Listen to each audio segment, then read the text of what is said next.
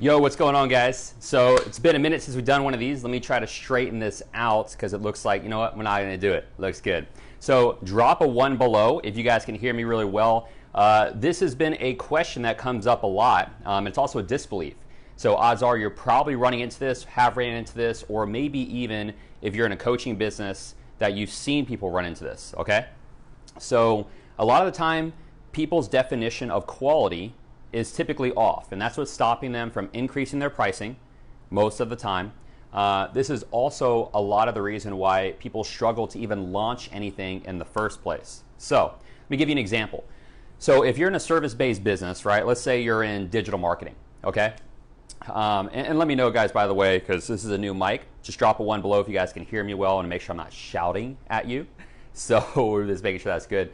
But when you're on a call with a client, let's say you're selling digital marketing, and the main objective of what they want more out of that call, the surface level anyway, is leads. Okay, how many of you have heard this, right?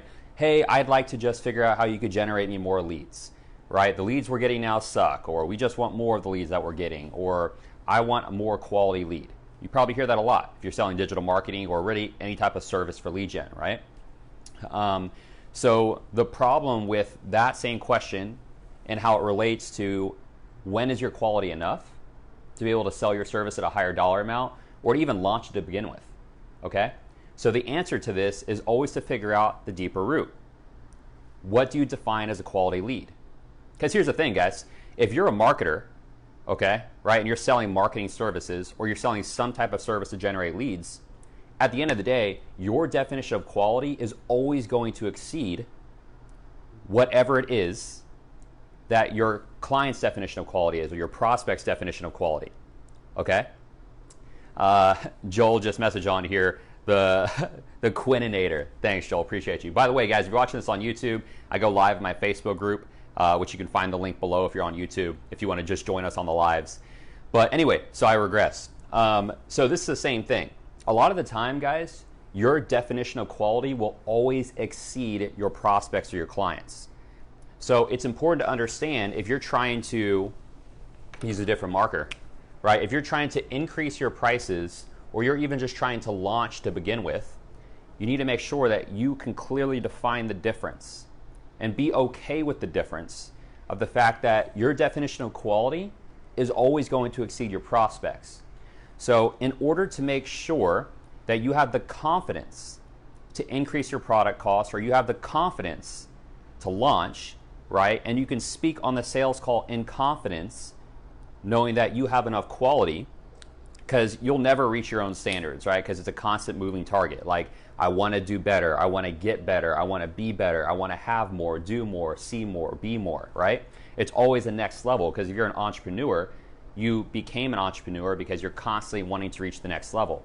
If you're moving up inside of a company, right? So let's say you're on a sales team or operational team and you're watching this in this Facebook group and you're moving up in a company, then it's important to also understand that you're reaching for the next level. You're never complacent. That's how you're constantly evolving. So you're always going to have that standard. But when you talk to your prospect, you need to figure out what that is for them, okay? So let's go back to the lead example. You're a digital marketing company. You're selling lead gen, okay? So your prospect says to you, right, I'm looking for leads. You ask them, what do you define as a quality lead? They say to you, well, I'd like a name, a phone number, and an email. You're saying to yourself, like, that's it? That's what you define as a quality lead? Now you're gonna dig deeper because you know, as a professional, that if you can deliver more for them, then they'll have a better quality lead, and you just wanna raise their level of thinking. Okay, does that make sense? So a question like that would be, okay, is there anything else that you can imagine would drive a better quality lead outside of name, phone number, email? And sometimes what they're going to say is, I don't know. I mean, that's what we get now. We're just looking to have more of those. Then you could expand, right? And you're going to say something along the lines of, if they were to sit in front of you right now, and then you were going to enroll them into your product or service, right? What would be necessary in order to make them an ideal client? So now that prospect is saying, well, I'd like them to have a certain credit score, or I'd like them to be in a certain area, or I'd like them to be at a certain revenue milestone, or I'd like them to have a proven product, or I'd like them to have... So now all of a sudden, see all these questions that are starting to come up, the suggestions they're now starting to make? So you can help accommodate that and say, would it be helpful if we added some, if not all of those things into the front end process for your lead gen? Would that drive a better quality conversation? And they're immediately going to say, yeah, absolutely. And then you could just ask them, like, is there a reason why you haven't already done that? Sounds pretty easy, right? Is there a reason why you haven't already done that? And they're going to say, well, I guess we've just never thought about it before. So without you going into an insane amount of detail on everything you can do for them, because let's say you help them with fulfillment, right? Let's say you help them with tracking their metrics. Let's say you help them with mindset. Let's say you do weekly calls for consulting to help them with the other moving pieces in their marketing. Let's say you also run the ads for them and do other stuff that you can leverage those leads to do other things, right? There's all these things you can do for them as a company. But the thing is, their definition of quality is what they say it is, not what you say it is. Okay? So this is how you overcome this disbelief, guys. Like, because we get this on calls all the time when I hop on calls with agency owners and we do audits for them, is their whole thing is, well, I just don't think my product is quality enough to launch it at that price point. I don't feel like my product is quality enough to even launch to begin with, right? And a lot of the time it's because they're getting in their own way. And you could probably relate to this, guys, right? You might just be getting in your own way. You're letting your definition of quality get in your own way of not producing or delivering what you can do for somebody just because your definition of quality exceeds theirs. But if you start providing your product or service from the standpoint and the angle of, can we deliver on what their definition of quality is, then the whole conversation changes. Okay, the whole thing changes. And at this point, they're no longer paying $5,000, $10,000, $30,000, $100,000 for what you do. They're paying that money to solve their number one priority, right, in the way that they envision it, in the way that they define quality. Because if you can exceed that definition of quality and or meet the expectation, you just became the hero. Okay? Oh, and by the way, if you can do more for them, welcome to the upsell. Land and expand your client. So I hope this helps. You know, I'm going to get ready to hop on a sales call, do a little bit of Q&A. I've got a few minutes, but when you're roadblocking yourself and getting in your own way of, I just don't think my quality is there to raise my price. I just don't think that my quality is there to even launch. Or they say, Rob, all I do is, you know, I just help people get VAs. That's all I do. Or Rob, all I do is I help people generate leads. That's all I do. Right? So if you say that in your mind, then that becomes true. That's all you do.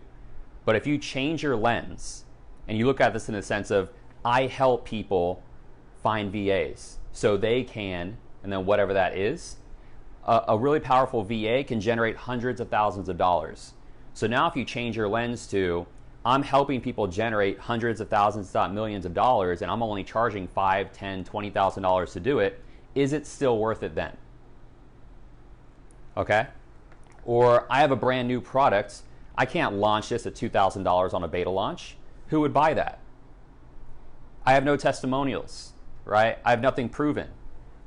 Your confidence needs to come from your ability to find the answers to deliver, not from having already delivered, or you'll never launch. Okay? So your quality is going to fall back on, if you have no product or case studies or anything like that, it's going to fall back on your confidence to know you'll find the answers to deliver and go to whatever links necessary to win for the client. My first client, guys, back in 2018, January, like I pitched them a $60,000 contract and they said no. Okay, I had no clients, no testimonials. I didn't even have a logo at the time, actually, now I think about it. I think I had like 3 subscribers on YouTube. I had no brand. Definitely had no Facebook group. So really it came down to my confidence in being able to find the answers to deliver. I was looking to sell a $60,000 program for ads, and I've never ran ads before, right? But I knew I could find the people that could do it well, and he turned me down. I ended up selling the deal for only a $1,000 management fee, $300 in ad spend, and I said I would help him generate a higher return on ad spend on that $300 than that he had ever seen. And I fell back on my sales background to be able to know how I could run a campaign. Now, I didn't run the ads, but how the ad campaign could be ran in order to generate a profit. And it did. And I did. We did a 635% return in that first month. So the quality came down to, in his eyes, was it, can you generate me more money back than I'm spending with you, which in that case was $1,300. And we did. I generated him like $1,850, I think it was, which isn't much more than what he paid me, but it was also such a minimal amount. So I exceeded his definition of quality. See how it works? If somebody's saying like, I just want leads that have a name, number, phone number, or name, number, email, plus a credit score, and then they live in this certain area, and I'd also like them to fill all those things out on an application. If you can do that for somebody, right, and you charge them $5,000 per month, okay? Let's say you're not even selling a coaching product. You charge them $5,000 per month, right, and their service, their lifetime value of a customer, and if they don't know that, you help them track it. But if they don't know that, and they're making $18,000 per sale, or even like $3,000 up front, and you help them get 4 sales, 1 sale a week, you just help them make $12,000 on them spending $5,000 with you, right? Now, that may not be their net, that may not be their bottom line, but at the end of the day, it's going to exceed the expectation. So guys, if you want to know, like, is my quality enough to be able to charge that? Is my quality enough to be able to launch? Remember, if you're launching with no case studies, put out there the one thing you can do that can solve a big problem, and believe in your ability to be able to find the answers, okay? If you're already in business and you're thinking, why would somebody buy from me over the big dogs, quote unquote big dogs? Well, remember, they're looking to you for one thing. Nobody gives a crap about everything you can do. Nobody. Okay? 0 people care. The only thing they care about is, can you deliver the result for the one thing that they're looking for? That's all people care about. That's all people spend money on. No, and remember this, if you guys leave with anything from this video, nobody cares that you're a one-stop shop. Nobody. They care about, can you solve the one big problem that they're stuck with that will help them create the 1 degree of change to get them to the next level and make it worth paying you tens of thousands of dollars. Okay? So I hope this is helpful, guys. I'm going to get ready to hop on a call here in like a couple minutes. I have like 3 minutes, so if there's any questions that pop up, I'll answer those. If you're watching this on YouTube, you want to ask questions down below, I'll come back to this video and answer those too. But any questions you have, go ahead, drop them below right now, and I'll go ahead and answer those. If it's how awesome this new shirt is, I just bought a bunch of these, then you could also, I'm an affirmations guy, so you could drop that below as well. Anyway, so yeah, if we don't get any questions here over the next minute, I'm going to call the live. But I appreciate you guys joining me on a Wednesday morning. We're going to be doing these every Wednesday, right? So you guys can join us, whether it's in our Facebook group, which you can find the link below, or it's watching the replays here on YouTube. We'll do some individual videos on YouTube as well. We're going to do 1 video per week that's just for YouTube. So we're pretty excited about that. But anyway, guys, I hope that was helpful for you, right? Go out there and crush it. Take this one piece of advice and realize you are enough. What you do is enough. Believe in your confidence to find the answers to deliver, and obsess over the customer, okay? I'll see you guys in the next video.